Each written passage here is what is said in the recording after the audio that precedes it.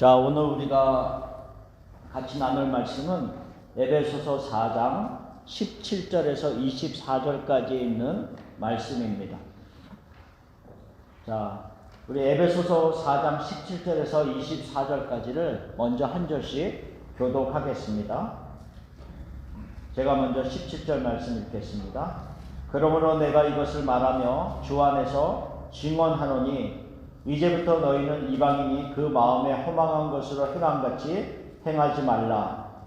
그들의 총명이 어두워지고 그들 가운데 있는 무지함과 그들의 마음의 굳어짐으로 말미암아 하나님의 생명에서 떠나 있도다. 그들이 감각 없는 자가 되어 자신을 방탕에 방임하여 모든 더러운 것을 욕심으로 행하되 오직 너희는 그리스도를 그같이 배우지 아니하였느니라.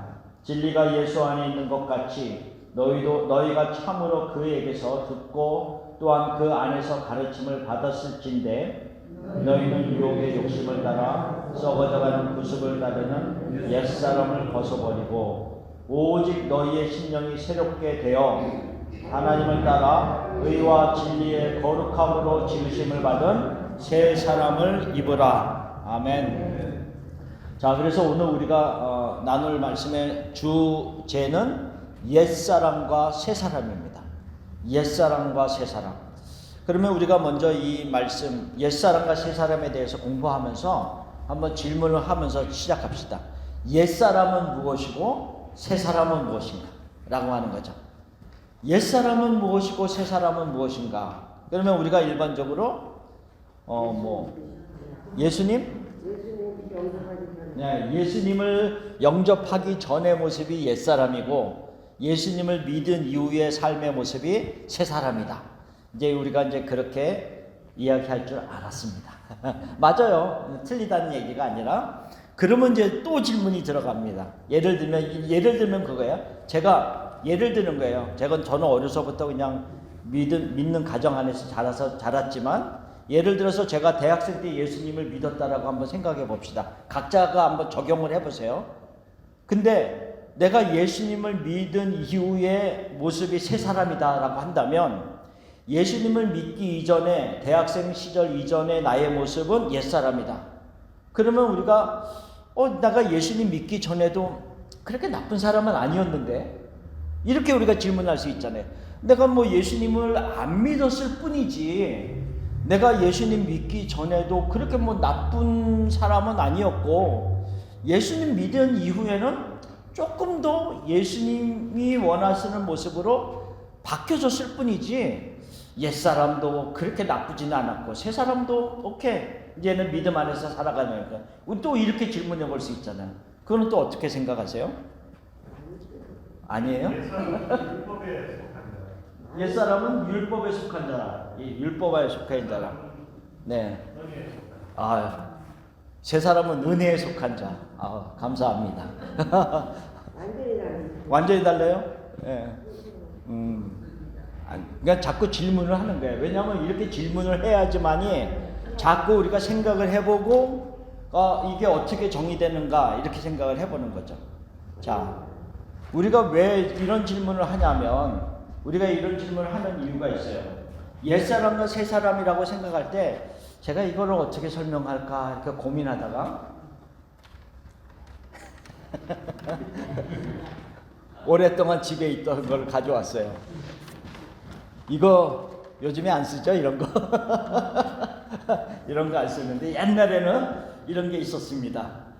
카세트도 들어가고 CD도 들어가고. 근데 왜 이런 생각을 왜 하냐면 이런 걸로 한번 예를 들어볼게요.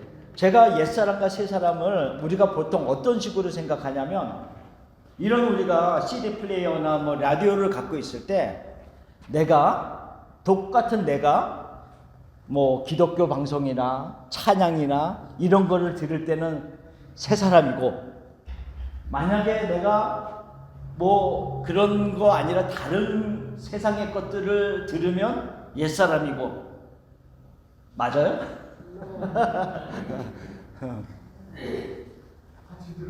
같이 들으면 맞아요. 그런 질문. 그러니까 뭐냐면은 옛사람과 새사람의 차이는 그게 아니라는 거죠.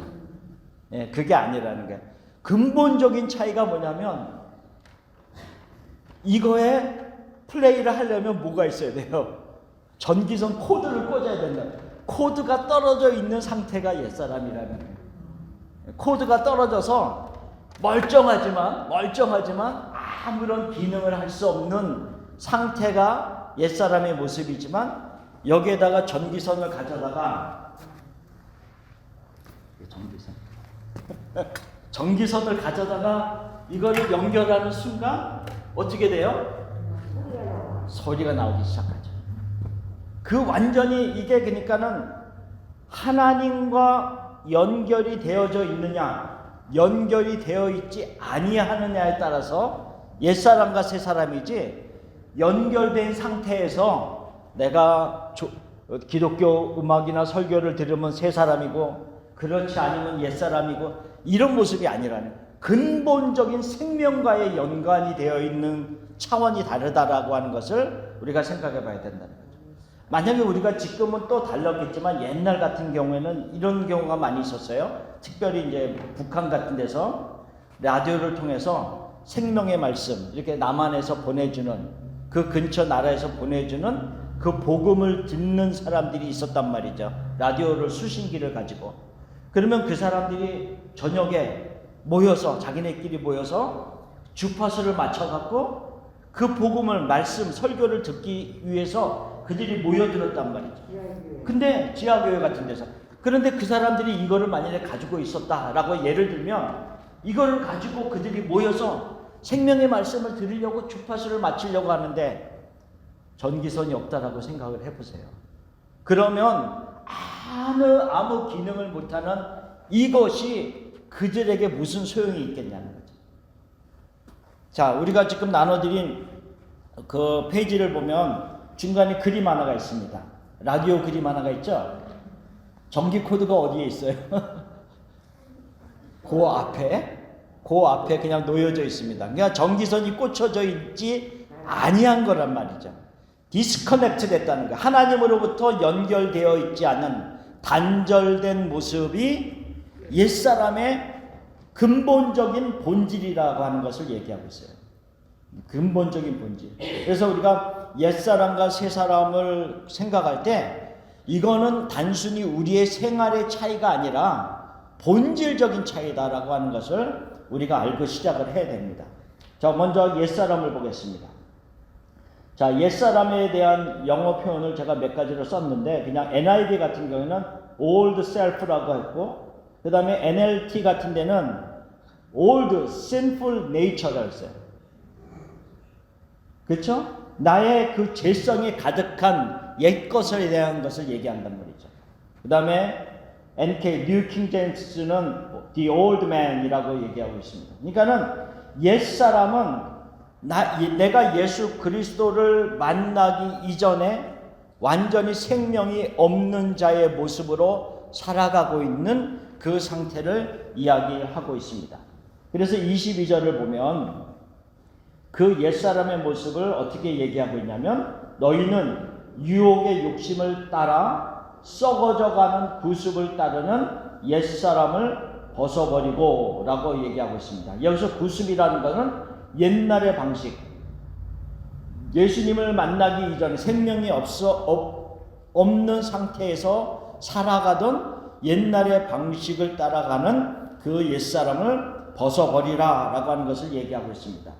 그 옛사람에 대해서 우리가 지금 22절에서 24절 옛사람과 새사람에 대해서 먼저 얘기하면서 22절을 지금 얘기하고 있는데요.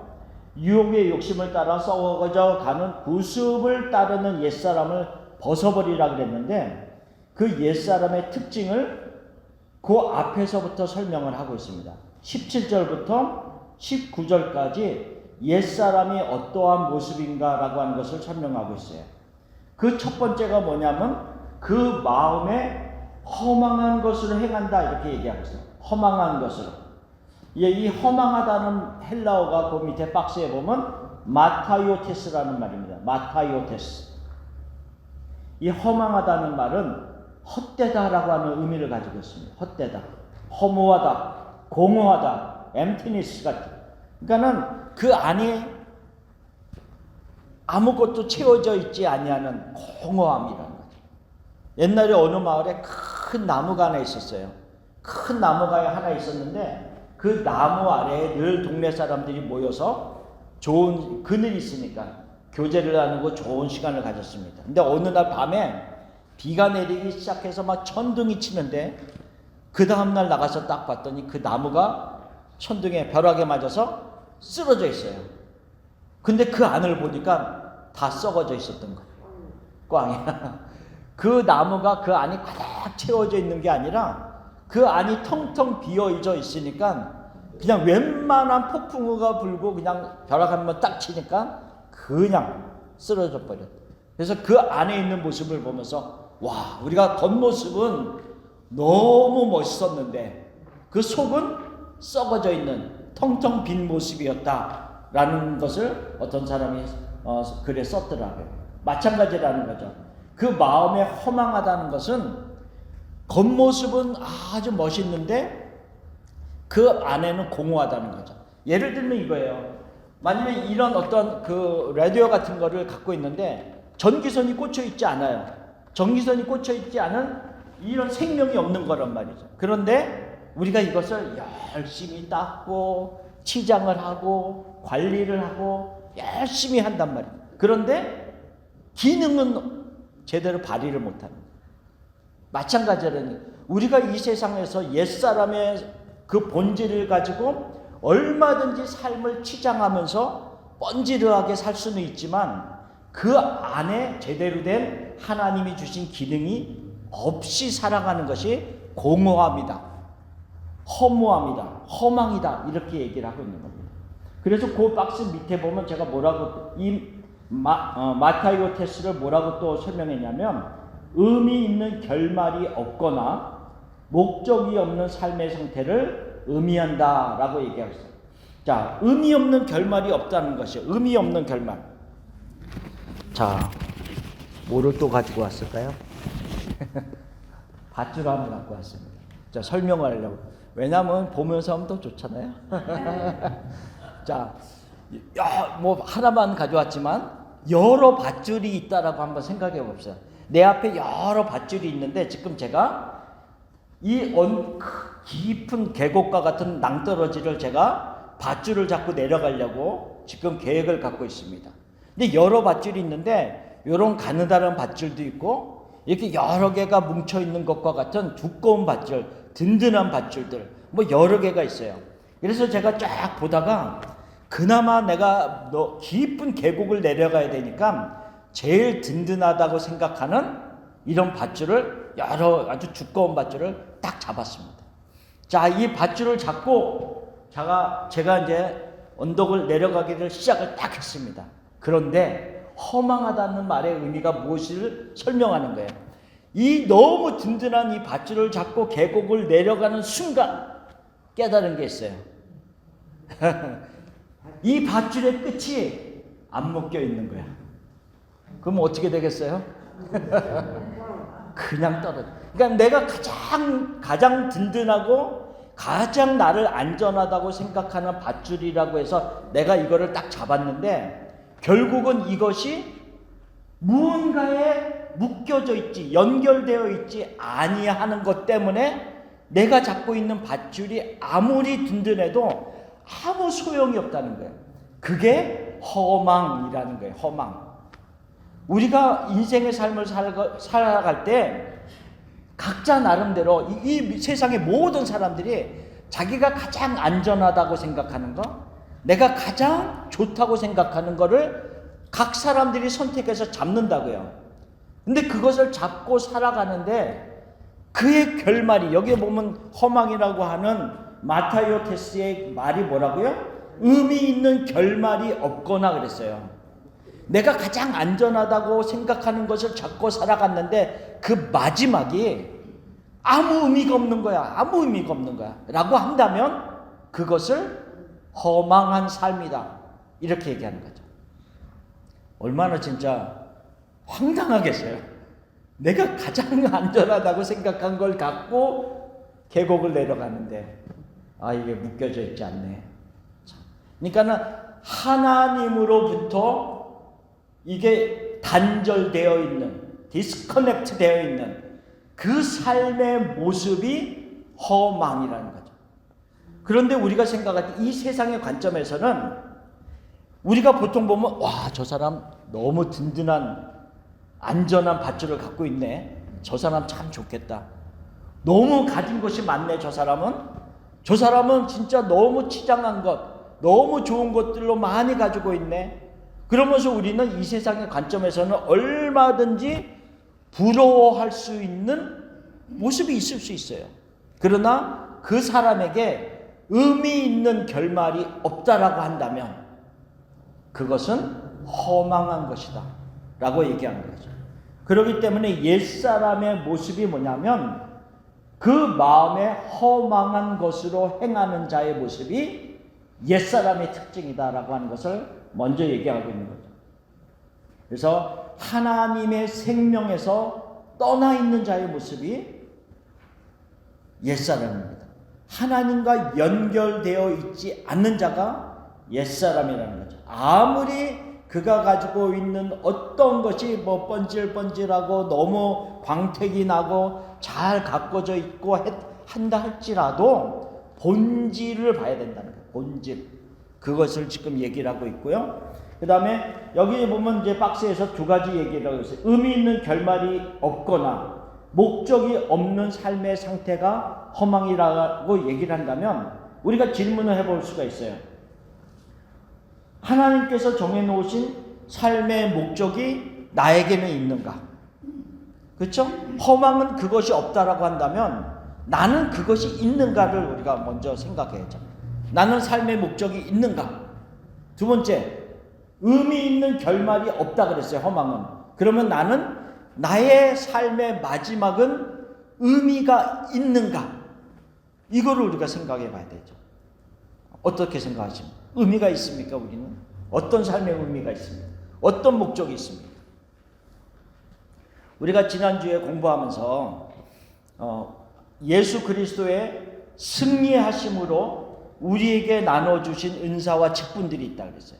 그 직분을 가지고 그 세워진 사람들은 성도를 온전하게 하는 일을 감당하는데 그 성도를 온전하게 함으로써 우리가 무엇을 이루려고 하면 그들로 하여금 봉사의 일을 하게 하며 그리스도의 몸을 세우려 함이라 라고 하는 것을 얘기했어요. 자, 그리스도의 몸을 세운다라는 것을 우리가 공부하면서 어떤 것과 우리가 비교하면서 생각했냐면 집을 짓거나 건물을 짓는 것과 연결지어서 생각했습니다. 우리가 하다못해 건물을 지을 때도 내가 어떤 건물을 지을 것인가, 어떤 용도로 지을 것인가 라고 하는 것을 기획을 합니다. 계획을 가집니다. 그렇죠? 목적이 있습니다. 그것을 가지고 한 걸음 한 걸음 우리가 그 계획을 따라 진행을 하는데 마찬가지라는 거죠. 그리스도의 몸을 세우는 그 큰 프로젝트를 하는 데 있어서 아무런 계획도 없이 그냥 한다? 큰일 날이죠. 목적이 있어야 됩니다. 삶의 목적이 있어야 되는데 그 삶의 목적, 기획을 우리가 지난주에 공부하면서 뭐라고 얘기했냐면 그것이 여러 가지를 생각할 수 있지만 중요한 것은 로마서 8장 29절에 있는 말씀입니다.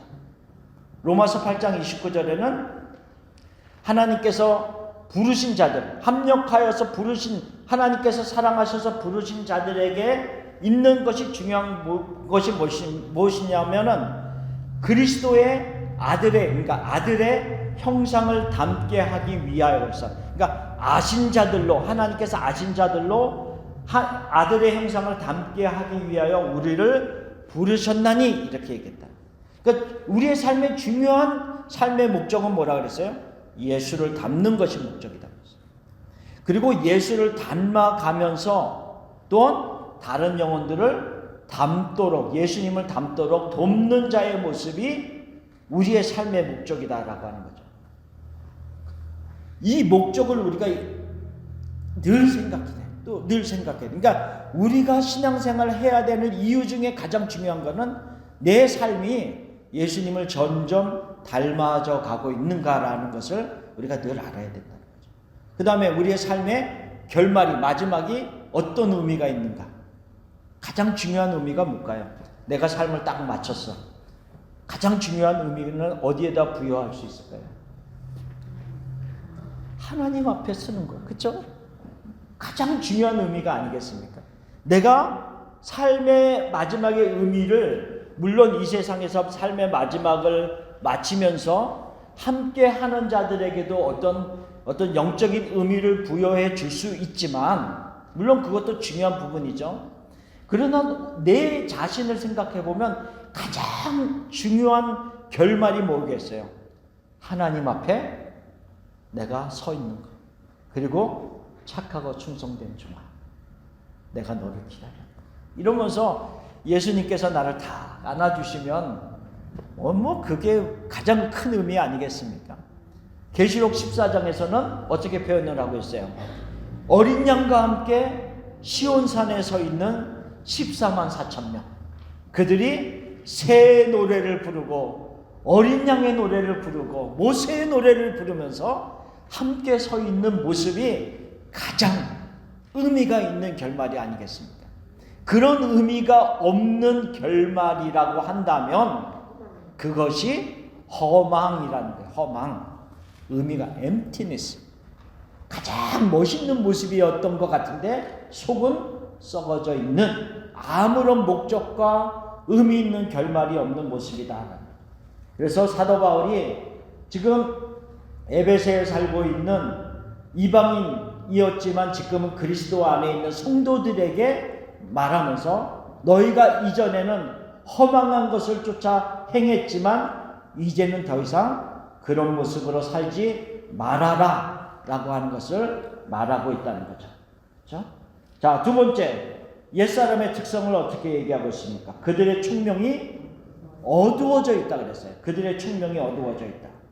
자, 어두워졌다라고 한다는 의미는 둔한 모습이기도 하고 끊어져 있는 모습을 그렇게 또 설명하는 모습이에요.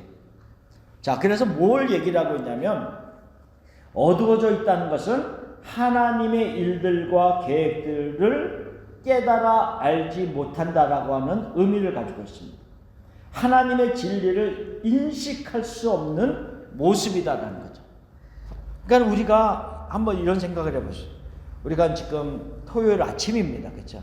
토요일 아침 8시, 물론 새벽에 이제 오셔서 또 새벽 기도도 하신 분들도 있지만, 이 토요일 아침 이 8시에 참 모인다는 게 그렇게 쉬운 일이 아니거든요.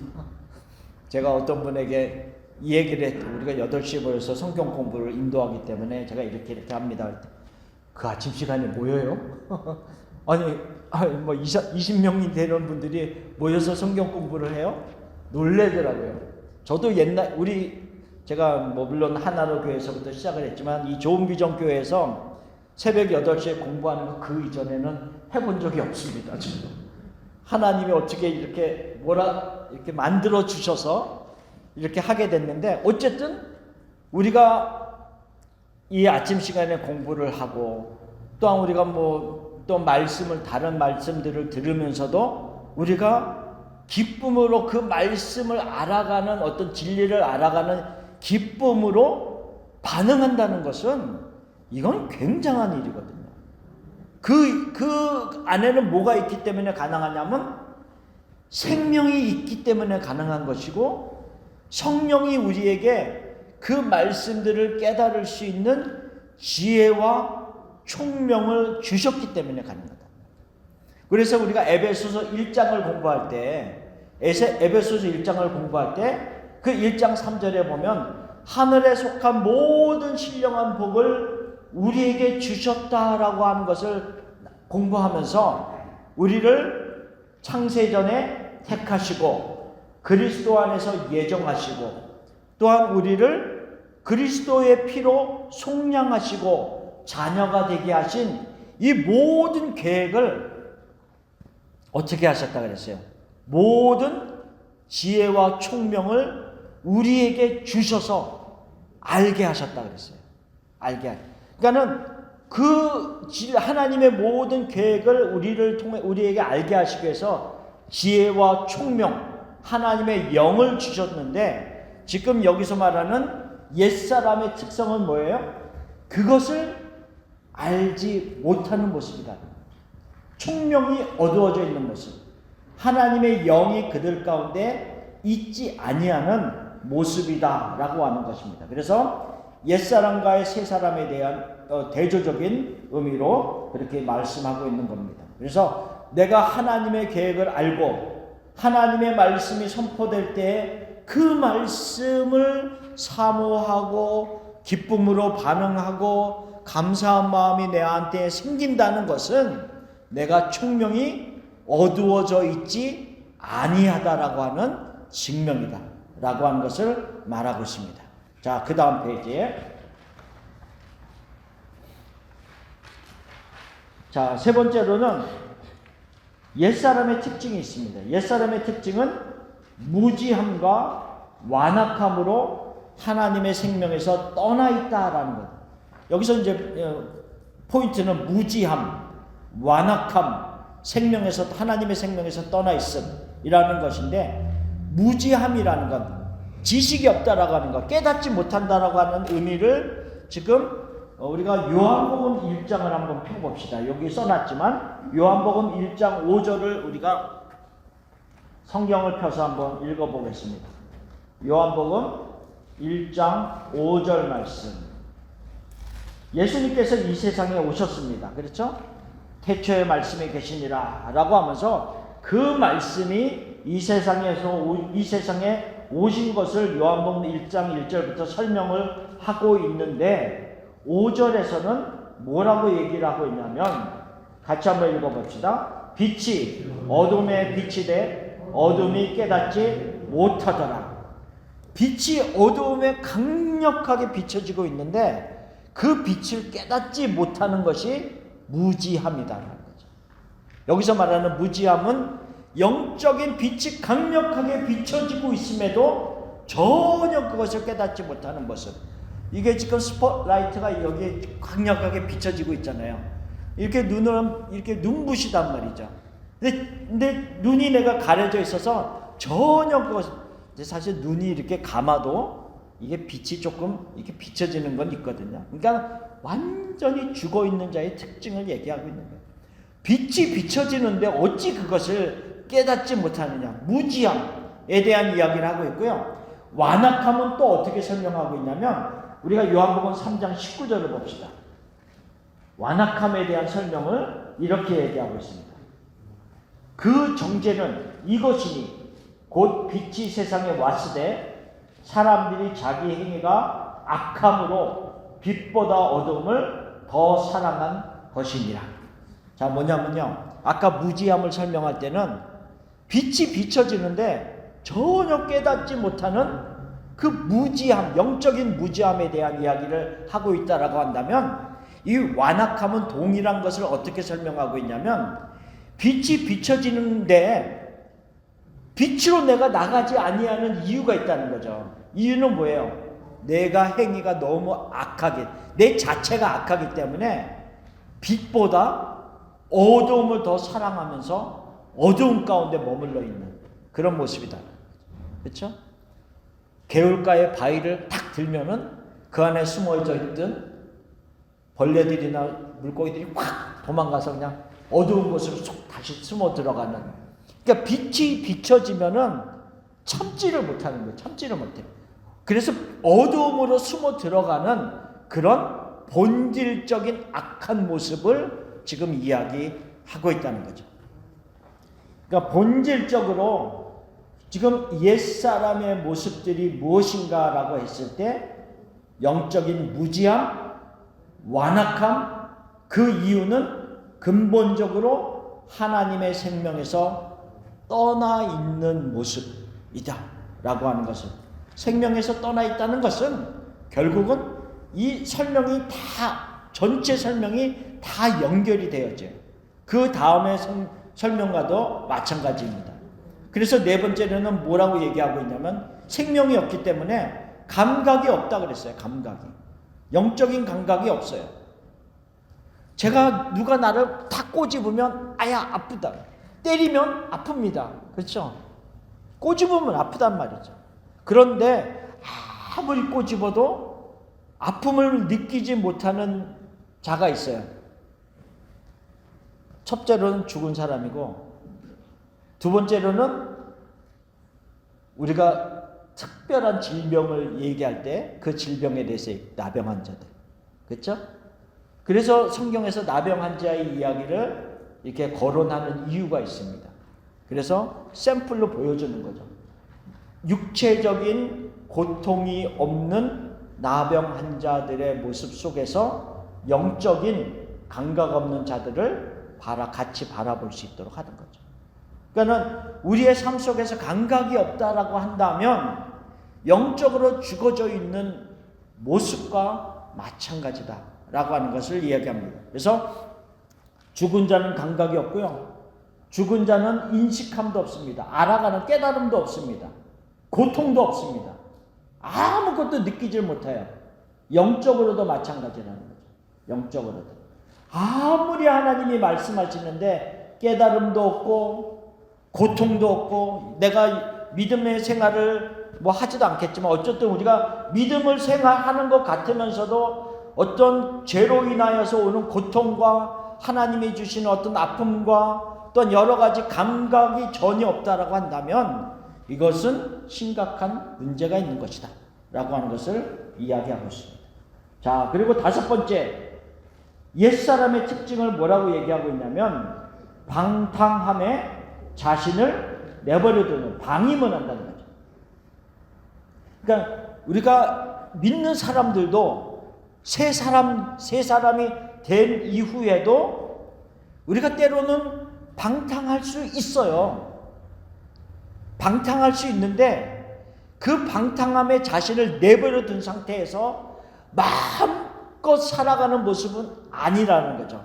왜? 방탕함에 순간적으로 내버려 둘 수 있지만 그 사람의 마음에는 감각이 있기 때문에 고통이 있고 괴로움이 있고 돌아오고자 하는 마음이 생기는데, 여기서 말하는 의미는 뭐냐면 영적으로 죽은 자이기 때문에 감각이 없고, 감각이 없는 자이기 때문에 방탕함에 자기를 내버려 두어도 전혀 고통을 느끼지 못하는 방임된 상태다 라고 하는 것을 얘기해요. 그러니까 방탕이라고 하는 것을 우리가 도덕적인 타락의 의미도 가지고 있지만 더 근본적인 것을 생각해야 됩니다. 그래서 누가복음 15장에 보면 탕자가, 둘째 아들이 아버지를 떠나가는 그 모습 자체가 방탕합니다. 여기서 말하는 거예요. 그러니까 그 누가복음 15장의 둘째 아들이 아버지의 마음을 아프게 하면서 그 아버지의 것을 받아서 아버지를 떠나가는 그 모습이, 떨어져 나가는 모습이 벌써 방탕함의 시작이라는 것이고, 물론 그 안에 있을 때도 그 모습이 있었지만 시작이라는 것이고, 그럼 좀 더 넓게 생각하면 이스라엘 백성들이 자신들이 하나님의 백성들이라고 스스로 생각을 하고 있었지만, 우리가 구약의 그 말씀, 선지서나 이런 어떤 열왕기 역대상하를 쭉 보면 어떤 모습이 많아요. 하나님의 백성들인데 그들이 하나님을 섬긴다고 하면서 어디 가서 절을 하고 있어요. 우상 앞에서, 바알 앞에서, 아세라 앞에서, 각종 신상 앞에 가서 그들에게 숭배를 하면서 그들을 섬기고 있다는 거죠. 그게 가장 큰 방탕이라는 거죠. 그러니까 도덕적인 타락도 있지만 영적으로 하나님을 떠나는 것 자체가 큰 본질적인 방탕이다.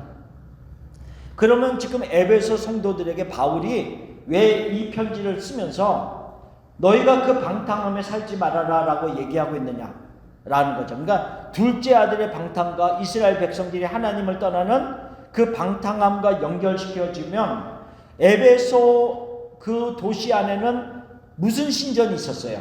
아데미 신전, 다이아나, 아데미 신전이 있었다고. 그 아데미 신전이 다시 얘기하면 지금 세계 7대 불가사리에 들 정도로 너무너무 큰 신전이었어요. 그 신전 안에 여사제가 1000명이 넘을 정도였어요. 그러니까 우리가 생각해 보세요. 우리 교회 안에 목사가 1000명이다.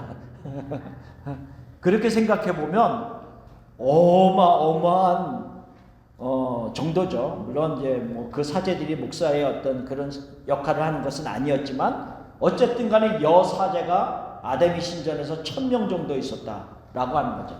그러면 그 에베소 도시에서 살아가는 사람은 늘상 그 다니다 보면 여사제를 신전에 가서도 만나보지만 늘상 볼 수 있는 상황이에요. 근데 그 여사제들이 아주 잘 꾸몄어요. 그래서 디모데 후서, 오늘 이제 디모데 전서 후서를 우리가 큐티를 하는데, 그 디모데에게 에베소서에서 목회를 하고 있는 디모데에게 목회 서신을 쓰면서 그 이제 뭘 언급하는 부분이 있냐면, 특히 여자들한테 머리를 닦지 말고 금이나 은으로 치장하지 말아라, 이런 얘기를 해요. 이거는 에베소 도시에 대한 특성이 있기 때문에 그런 거예요. 그러니까 다른 곳에 살고 있는 사람에게 다 적용할 수 있는 문제가 아니라 에베소 도시에 살고 있는 사람들은 그것을 딱 들으면 무슨 의미인지 알아요. 왜? 여사제들의 특징이었어요, 그게.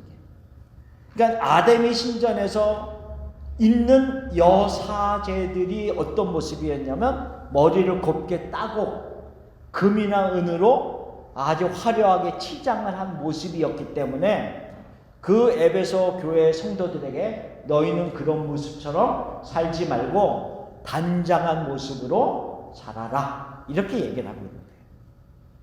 자, 다시 돌아가서 그 아데미 신전에서 그 1000명의 여사제가 있다는 의미는 뭐냐면요, 에베소 도시에 살고 있는 사람이 아데미 신전에 가서 그 신 앞에서 숭배를 하고 경배를 하고 섬길 때 그 신만 섬기는 것에 그 제사의 의식만 하는 것이 아니라 제사의 의식 자체가 그 여사제와의 어떤 성적인 타락의 모습이 같이 섞여져 있다는 거죠.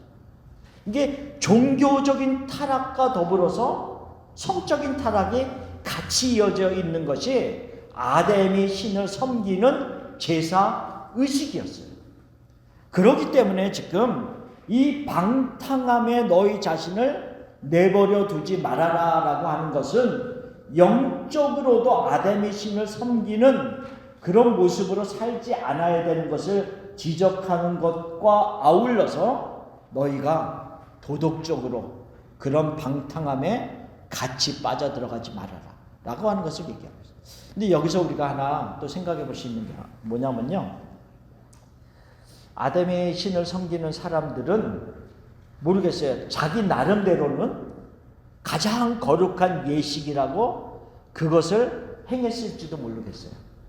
그런데 가장 거룩한 예식이라고 행해지는 그 예식이 가장 타락한 모습이었다.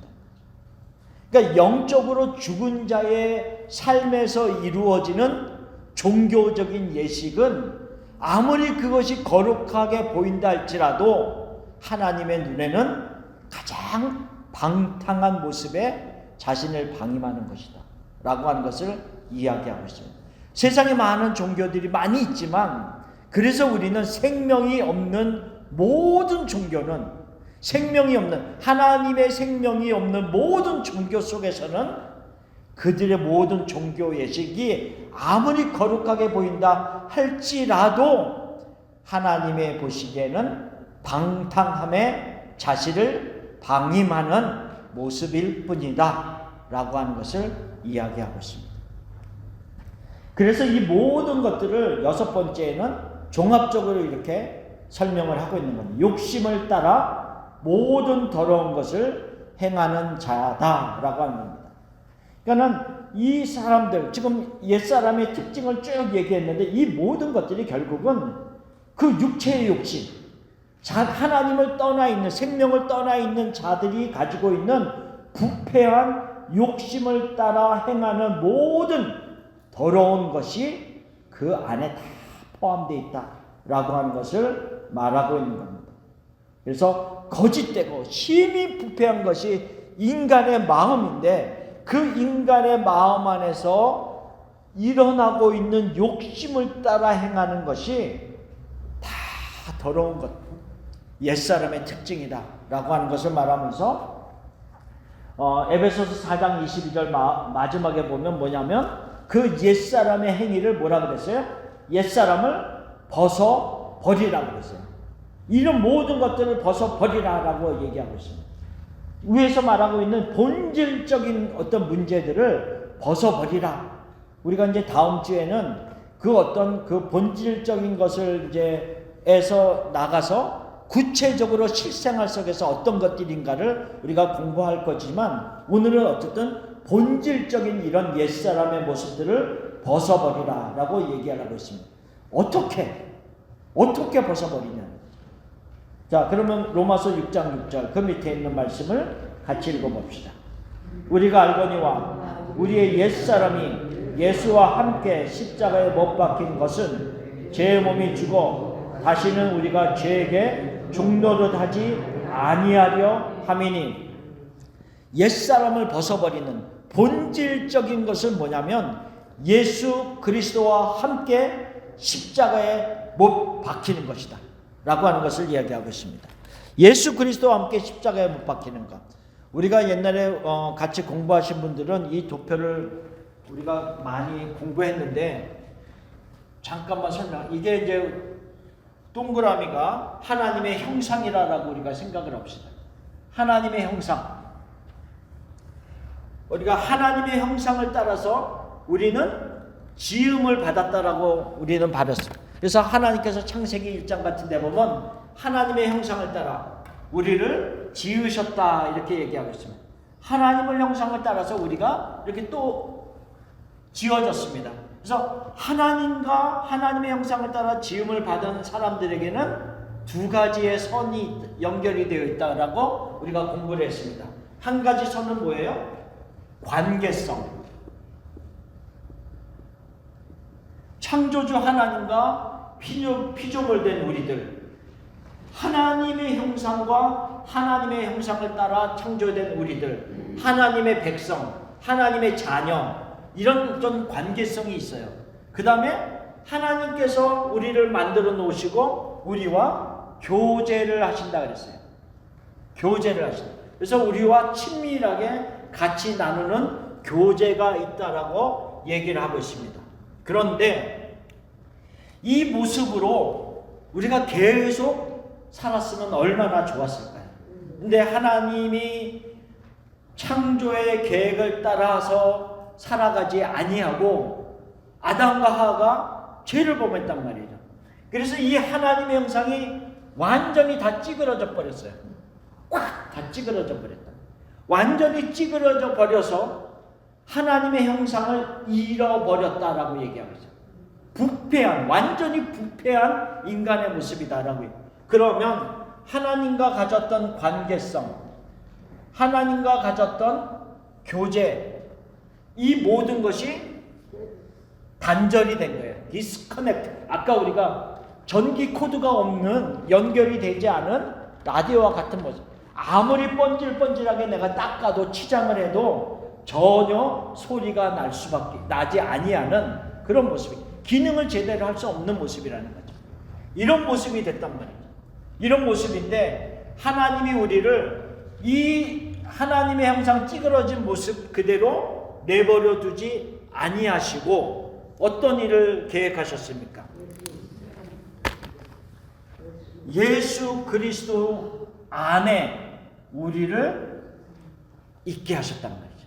이게 우리가 에베소서 1장부터 계속 공부하면서 하나님께서 말씀하신 때가 참 경륜, 예수님께서 메시아가 오시기로 한 그 모든 계획이 때가 차서 예수님이 오셨다. 때가 참 경륜, 비밀의 경륜, 은혜의 경륜이라고 하는 것으로 말했단 말이죠. 그래서 우리를 그리스도 안에서, 에베소서 1장은 그리스도 안에서, 예수 안에서, 그 안에서 계속 그 얘기를 반복하고 있잖아요. 그래서 그 안에서, 예수 그리스도 안에서 나를 다시 품게 해주셨어요. 그러면서 나로 하여금 관계성이 회복되게 하시고 교제가 다시 회복되도록 이루어지도록 시작을 하셨다는 거죠. 자, 그런데 우리가 생각에 이제 보고자 하는 것 중에 하나가 이제 우리가 여기에서 자, 이 모습과 지금 완전히 부패하여서 찌그러져 있는 이 모습과 지금 그리스도 안에서 내가 시작되는 이 모습과는 별반 차이가 없어요. 별반 차이가 없다는 거죠. 가장 본질적으로 달라진 것이 하나 있다면 뭐겠어요? 이거는 그리스도와 연결이 되어 있지 아니하는 그리스도 밖에 있는 모습이고, 이 모습은 그리스도 안에 내가 들어가 있는 모습이라는 거죠. 생명이 시작됐다라고 하는 모습이라는 것을 본질적으로 차이가 났다는 것을 이야기를 하고 있는 겁니다. 그래서 우리가 여기서 생각할 때 우리가 옛사람과 새사람에 대한 이야기를 할 때 옛사람은 이런 모습이라는 거죠. 그리스도 안에 있는 자가 아니라는 거죠. 그리스도 안에 있는. 그런데 생각해 보세요. 동일해. 지금 그리스도 안에 있는 나의 시작의 모습도 옛날처럼 너무 지저분하고 부패한 모습이 내 안에 있어요. 근데 달라진 것은 내가 그리스도 안에 들어오도록 성령이 내 안에서 역사하셔서 내가 그리스도 안에 있는 존재로 바뀌었다는 것 뿐이죠. 그러면 이때부터 하나님은 일을 시작하는 거예요. 이게 일이 끝이 아니라 우리가 전주에 공부한 것처럼 우리를 어떻게 이제 이뤄가겠냐면 그리스도의 장성한 분량이 충만한 데까지 자라도록 하나님이 우리 안에서 역사를 시작하는 거예요. 그게 뭐냐면 우리를 이 상태로 내버려 두는 것이 아니라 자꾸 이제는 우리를 펴가는 거죠. 언제까지? 하나님이 우리를 그리스도의 모습으로 닮아갈 때까지, 하나님의 형상을 회복할 때까지 우리 안에서 역사하는 것. 이게 에베소서 4장 13절에 그리스도의 장성한 분량이 충만한 데까지 자라도록 하시는 일이다 라고 하는 것을 얘기하고 있어요.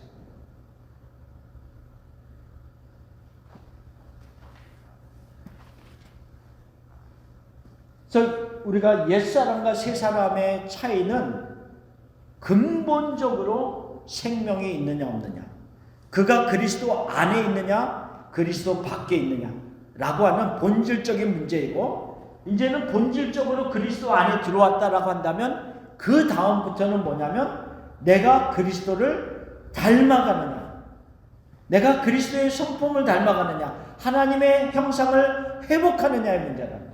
그래서 이것이 하나님의 형상을 회복하고 그리스도를 닮아가는 것이 우리의 삶의 목적이다라고 하는 것을 그래서 말씀드린 거예요. 네. 그래서 우리의 삶의 목적은 그리스도를 닮아가는 것이다.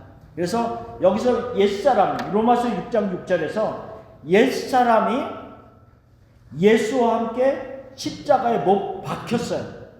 그래서 다시는 우리가 죄에게 종노릇하지 아니한다는 거죠. 그러면 예수와 함께 십자가에 못 박히지 아니한 옛사람의 그 모습은 무슨 모습이냐면 죄에게 종노릇하는 모습입니다. 죄에게 사로잡혀 있는 모습이다 라는 것을 말씀하고 있습니다. 자, 로마서 8장 7절 같이 읽어봅시다. 육신의 생각은 하나님과 원수가 되나니 이는 하나님의 법에 굴복하지 아니할 뿐 아니라 할 수도 없습니다. 그러니까 이 타락한, 본성적으로 본질적으로 타락한 이 두 번째 그림 안에 있는 나의 모습은 하나님을 기쁘시게 할 수도 없고 하나님의 말씀을 따라가며 순종할 수 있는 모습도 아니고 진리의 말씀을 들을 때 우리가 기쁨으로 반응할 수 있는 모습도 아니고 전혀 하나님과 연결되어 있지 아니하는 모습이에요. 이 모습이란 두 번째 모습, 완전히 부패한 인간의 모습, 그 모습이라는 거죠. 그런데 그 모습에 우리를 내버려 두지 아니하시고 성령께서 우리에게 오셔서 우리를 그리스도 안에 있도록 품어주시고 있는 그대로, 우리 있는 그대로를 그냥 품어주신 거예요. 품어주신 거예요. 있는 그대를 품어 주셨기 때문에 이제는 내가 그 안에서 꿈틀대기 시작하는 거죠. 믿음의 꿈틀대기 시작되는 거예요. 이제 움직임이 시작되는 거예요. 자라나는 것이 시작된다는 거죠. 그러면서 점점 이제는 하나님과 원수가 된 모습이 아니라 하나님의 자녀로서 내가 한 발 한 발 움직인다는 거죠. 그게 달라지는 근본적인 차이점을 얘기하고 있는 겁니다. 자, 옛사람을 벗어버리는 본질적인 모습입니다. 자, 그 다음 페이지. 로마서 8장 9절에 보면 무슨 말씀을 하고 있냐면 같이 읽어봅시다. 만일 너희 속에 하나님의 영이 거하시면 너희가 육신에 있지 아니하고 영에 있나니 누구든지 그리스도의 영이 없으면 그리스도의 사람이 아니라. 자, 이 말씀은 무엇을 얘기하고 있냐면 옛사람에서 새 사람으로 바뀌는 과정 속에서 가장 중요한 역할을 하시는 분은 성령이다라는 거예요. 우리 자신이 이 완전히 부패한 이 찌그러진 모습에서 죽어져 있는 모습에도 내가 스스로 일어나서 그리스도 안으로 들어가는 것이 아니라 성령이 우리 안에서 역사하셔야만이 가능하다라고 하는 것을 얘기하고 있는 겁니다. 그래서 만일 너희 속에 하나님의 영이 거하시면, 하나님의 성령이 우리 안에 거하시면 우리가 하나님의 사람이다, 하나님의 자녀다 라고 하는 것을 말하고 있는 겁니다. 그렇게 하여서 새 사람으로 바뀌는 거죠. 자, 그러면 여기서는 제가 쓰지는 않았지만 이 옛사람에서 새 사람으로 바뀌는 과정을 에베소서 4장 23절에는 뭐라고 얘기하고 하냐면 너희가 심령이 변화함으로 이렇게 얘기하고 있어요. 에베소서 4장 23절을 보면 뭐라고 얘기하고 있냐면 오직 너희의 심령이 새롭게 되어 새 사람이 된다는 거죠. 오직 심령이 마음의 변화가 일어나요. 신분의 행동의 변화가 아니라는 거예요. 첫 번째로 본질적으로 우리의 신분과 본질의 변화를 얘기하고 있어요. 우리가 지난주에도 목사님이 애통하는 자에 대해서 얘기했는데 그거에 대한 설명을 잠깐 하나 드리겠습니다. 왜냐하면 심령이 변화된다는 것을 지금 설명하면서, 자, 우리가 심령이 새롭게 된다는 의미와 애통을 연결시켜지면서 무엇을 설명하고 싶은가 하면 로마서 7장의 말씀을 설명하고 싶은 거예요. 그게 로마서 7장이 옛사람과 새 사람의 어떤 그 연결되어지는 과정을 얘기하고 있거든요. 로마서 7장에 보면 사도 바울이 오호라 나는 곤고한 자로다. 누가 나를 이 사망의 몸에서 법에서 건져내랴. 이렇게 굉장히 부르짖는단 말이죠. 영적으로 부르짖죠. 누가 나를 이 사망의 법에서 건져내라 라고 하면서 어떻게 보면 영적으로 굉장한 고민과 고통과 이 안에서 갈등과 여러 가지가 막 일어나요. 그러면서 로마서 8장 1절이 탄생이 되는 거거든요. 그 로마서 8장 1절은 뭐예요? 그리스도 안에 있는 자에게는 결코 정죄함이 없나니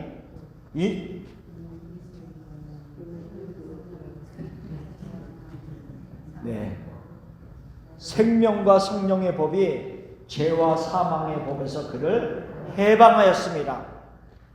근데 이거를 생각해 보세요. 자, 로마서 7장에 나오는 그 영적으로 굉장히 갈등하는 그것을 다른 말로 말하면 애통이라고 하는 거예요. 영적인 애통. 그러니까 자기는 하나님을 따라 살고 싶은데 자꾸만 죄와 사망의 법이 옛날에 옛사람에 있었던 살았던 그 죄와 사망의 법이 나를 자꾸 끌어당기는 거예요. 나는 그쪽으로 가고 싶지 않은데 내가 하나님의 법을 따라가고 싶은데 자꾸 끌려갔다가 넘어지는 모습이 반복되어지는 거예요. 사도 바울이 너무 지금 마음이 아픈 거예요.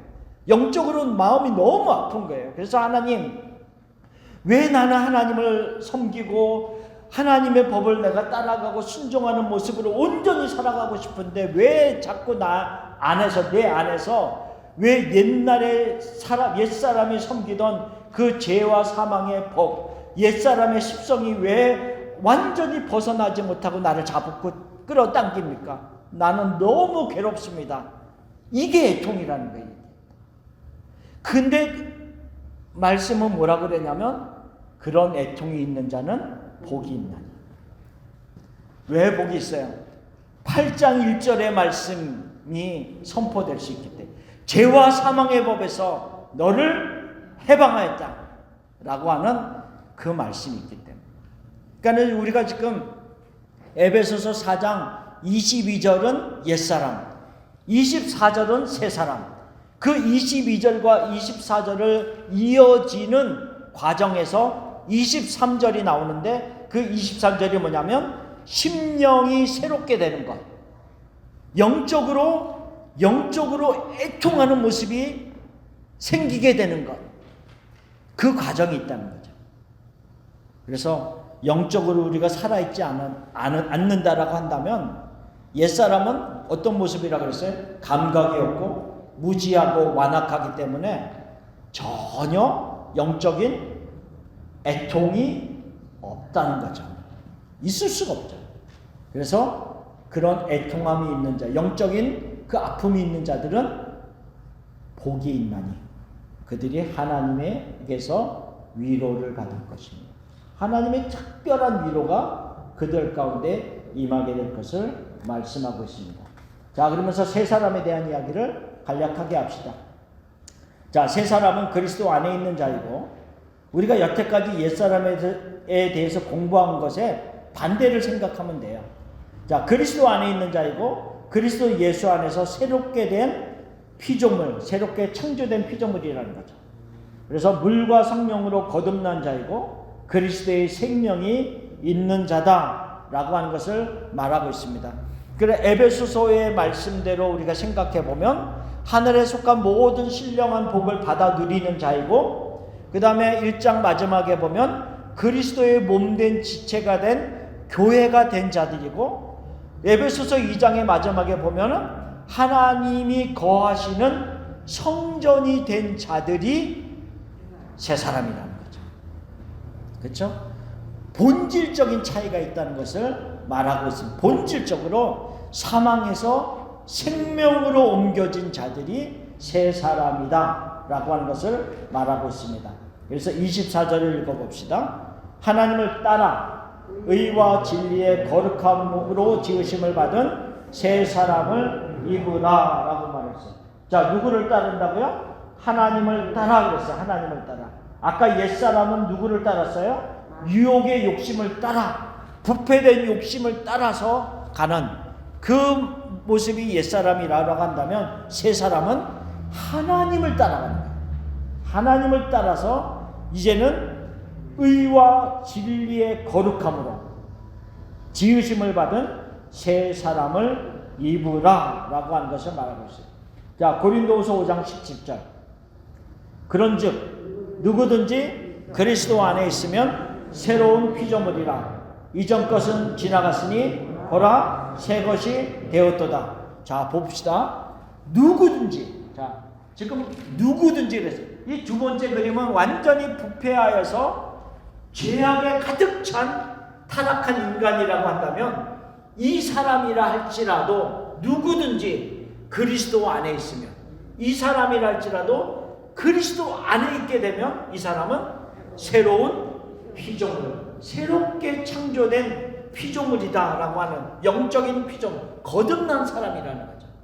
그래서 이 거듭난 사람이다라고 하는 것을 말하고 있습니다. 누구든지 이방인이나 유대인이나 누구든지 완전히 타락하여서 생명이 없는 것과 같은 사람이라 할지라도 그리스도 안에 있으면 새로운 피조물이다 라고 하는 것을 말씀하고 있습니다.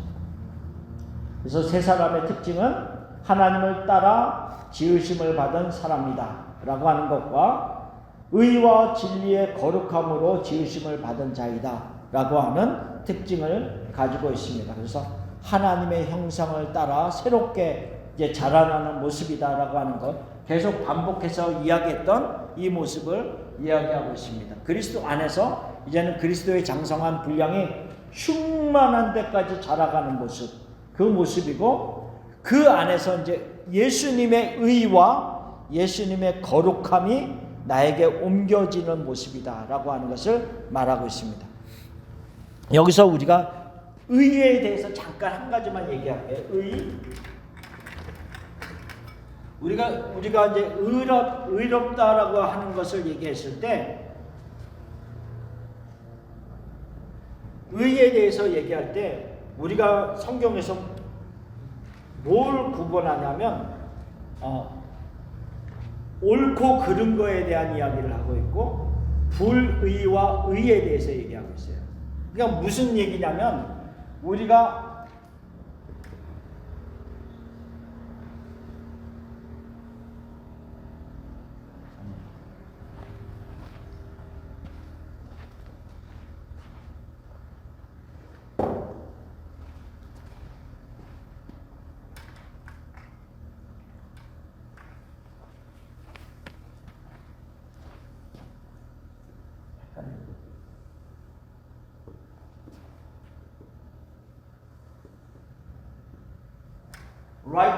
righteousness.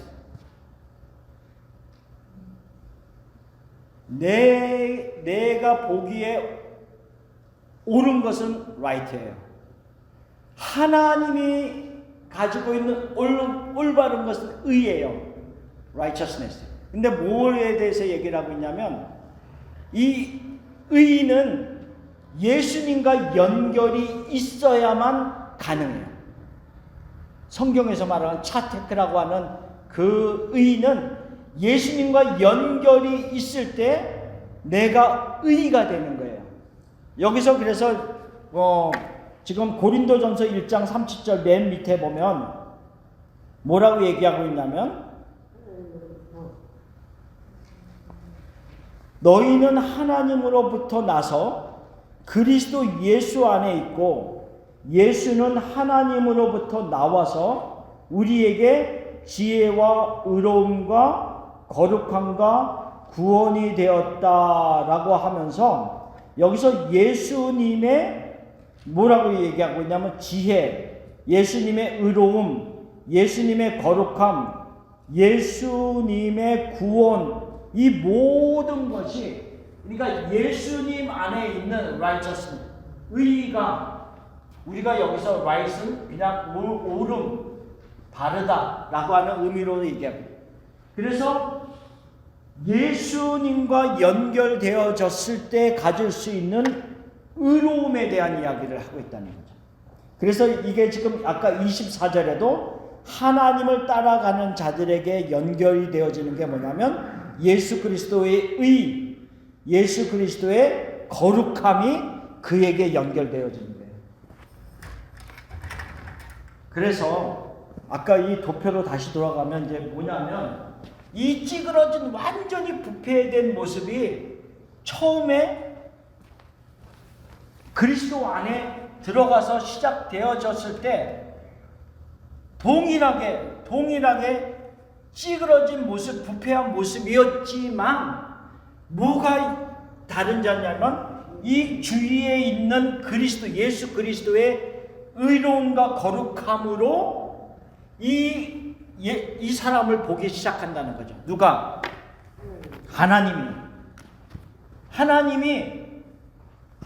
나를 이렇게 바라보시는데 하나님이 나를 바라보시는데 나의 부패한 모습을 보기 이전에 그리스도의 피, 그리스도를 보는 거예요. 그리스도의 의, 그리스도의 거룩함, 그 모습을 보고 나를 하나님의 자녀로 받아주시는 거예요. 그게 구속, 속량이라고 하는 의미라는 거죠.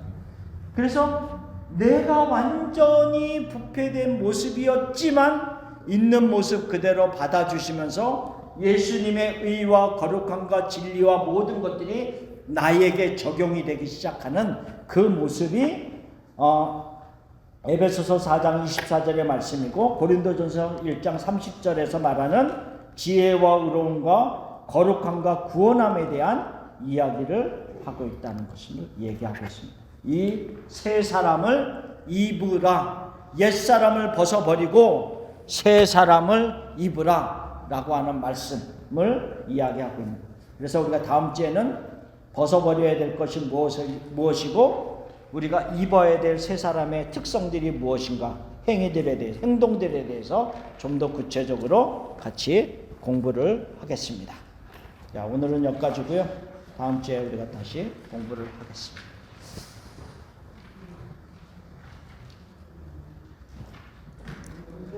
네, 기도하고 마치겠습니다.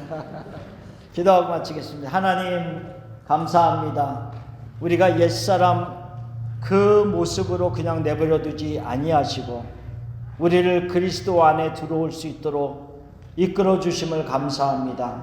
성령을 보내주셔서 우리의 마음을 감동시키시고 지혜와 총명을 주셔서 하나님이 계획하심과 하나님의 진리의 말씀들을 깨달아 알 수 있도록 도와주시고 우리에게 영적인 하나님의 생명을 허락하여 주신 것 감사합니다. 하나님, 우리가 더 이상 하나님과 떨어져 있었던 그 부패한 마음, 그 가진 그 옛날의 습성을 따라 살아가는 모습들대로 살아가지 않게 하시고 이제는 우리 안에서 하나님을 따라가며 진리를 따라가며 하나님이 원하시는 예수 그리스도를 닮아가는 모습으로 살아가는 우리가 되게 하옵소서. 하나님 도와주시고 이끌어 주시옵소서. 감사합니다. 예수님의 이름으로 기도합니다. 아멘. 감사합니다.